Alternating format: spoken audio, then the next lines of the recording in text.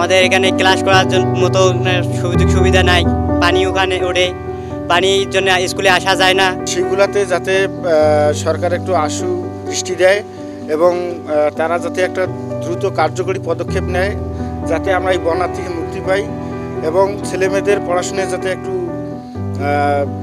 সুযোগ সুবিধাটা ঠিক থেকে বা সমান থেকে বৃদ্ধি পায়, এই জন্য আমরা সরকারের কাছে জোর দাবি জানাচ্ছি। আমার এলাকায় অবস্থা গতকাল রাত থেকে এই দুপুর 2টা থেকে পানি আস্তে আস্তে দীর্ঘ হওয়ায় এই ঘনীভূত এই এলাকার মধ্যে মনে করেন বাড়িঘর প্রায় নিম্ন শ্রেণীর যে বাড়িঘর, নিচু জায়গা, এইগুলোতে পানি, অর্ধ শতাব্দী পানি, হাফ পানি, কারো বাড়িতে খাটের ওপরে পানি, এই রোডটার ওপরে পানি, স্কুল সামনে হাই স্কুল, তারপর প্রাইমারি স্কুল দুই পাশে দুইটা প্রাইমারি স্কুল, এইগুলো তো পানি।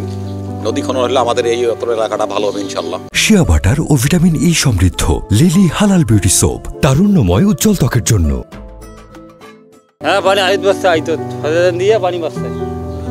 হ্যাঁ, হঠাৎ কি পানি আসছে তো ছাওয়া ছোট, তারপরে চকির উপর চকি জোড়া দিয়ে চকির উপর চকি তুলিয়ে বাচ্চা কাছে ওইখানে রাখছি। এখানে যে দোকানে যাইতেছি কিছু নাস্তার ব্যবস্থা করার জন্য। আমাদের এলাকা কালকে সকালবেলা কোনো পানি ছিল না, রাত্রে হঠাৎ করে পানি বৃদ্ধি হয়েছে।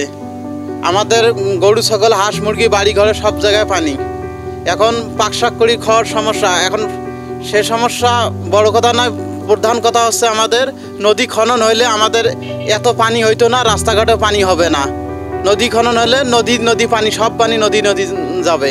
তিস্তা নদী মানে বলুন তো পানি হঠাৎ করে আইছে, কারণ আইতে হঠাৎ আজকে সকালে কি পানিতে বলুন তো জোরে হয়েছে। হ্যাঁ, পানি রাস্তাঘাট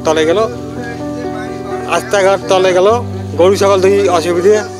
হ্যাঁ, রাস্তাটার দরকার, নদীর খননের দরকার, এই রেগুলো হলে তো আমার সমস্যা নেই। আমার ইলেকট্রিক কোনো দরকার নেই, ইলেকট্রিক চাইনি। পানি তো বাড়তে আছে, পানি বাড়ি ঘর দৌড় তলে গেছে। এখন আমাদের অবস্থা খারাপ। এখন গরু ছাগল হাঁস মুরগি নিয়ে সবগুলো নিয়ে খারাপ।